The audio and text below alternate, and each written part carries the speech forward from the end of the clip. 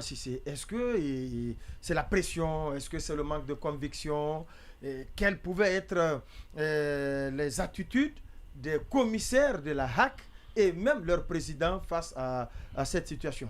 Non, c'est la pression et le manque de conviction, mais je ne crois pas qu'il y ait un cadavre dans un des placards. Non, je n'y crois pas. Et parce que jusqu'à ce qu'on vous montre le contraire. Ce qui a été révélé s'est avéré totalement factice avec cette affaire de détournement. Oui, à la 6 HAC. millions de francs guinéens, et il y a un non-lieu qui a été prononcé, pas que dans son cas, mais dans beaucoup d'autres cas, où on a vu, pour l'accusation, on a vu l'agent judiciaire de l'État sortir à la télé, mais c'était en violation de droit de la présomption d'innocence, donc en violation de la présomption d'innocence, qui est sorti à la télé et qui a jeté à la vindicte populaire ces personnalités-là. Donc on a vu à l'époque comment Boubacar Yassine il était.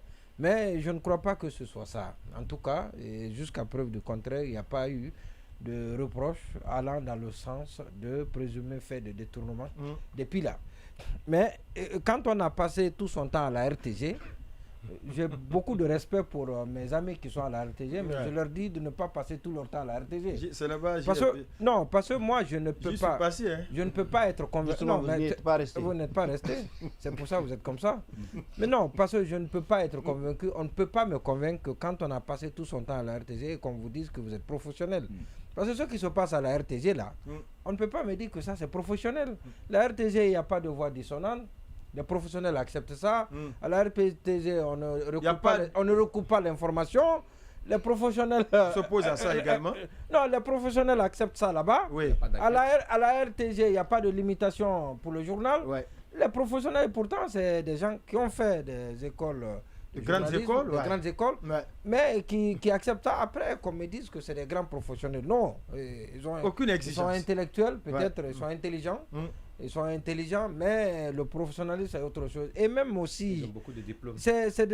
Oui, quand vous sortez de là-bas, vous faites l'administration, vous devenez carriériste, il l'a dit l'autre fois. Vous défendez votre carrière. Maintenant, nous savons comment les carrières sont défendues dans notre pays. Ce n'est pas le chemin. Le chemin qui mène à la promotion, le chemin il n'est pas souvent loyal, il n'est pas souvent honorable. Il n'est pas souvent honorable dans notre pays. Quelques-uns à quelques exceptions près. Alors, on vous appelle pour vous dire, peut-être l'arme sur la tempe pour vous dire, admettons, ou bien un char combat, parce que l'arme c'est peu. Char combat, voilà, un 12-7. On vous dit non, il faut prendre la sanction, vous êtes une institution de régulation. Mais vous ne le faites pas pour votre bien, mais vous le faites pour le bien du pays. Et parce que ce qui est en train de se passer là, il met en difficulté toute la transition, toutes les autorités de la transition. Et vous dites que, je n'ai pas écouté cet audio, vous dites que Gawal dit qu'il n'a pas d'explication, il n'a pas de contenu à mettre. Voilà, justement, à mettre dans cet élément-là. C'est parce qu'il n'a pas d'explication. Il n'y en a pas. Sinon, tout le monde connaît Gawal, comment il est bavard et comment il est excité face au sujet. Et il ne fuit aucun sujet, Gawal. Il faut lui reconnaître. Il faut reconnaître cela. Parce que c'est lui qui a dit ici que le colonel dit qu'il ne passera pas un seul jour. Il a assumé. En 2024. Il a réitéré. Il a réitéré. Il a réitéré. On va dire, il a dit. Il a dit. Il a assumé. Il l'a dit en conférence de presse dans ce studio ici. On l'a appelé, il a confirmé. En maintes reprises, il a été interpellé, il a réitéré. Ah, d'accord. Donc, je dis bien.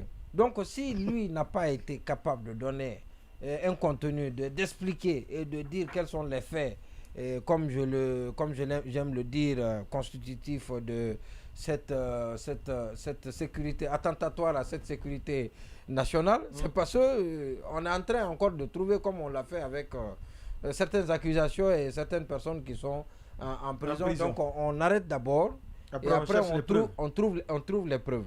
Maintenant, pourvu que les preuves, si les preuves n'existent pas, c'est difficile de trouver les preuves. Donc lui, il devait dire en son rang, en son grade et sa réputation.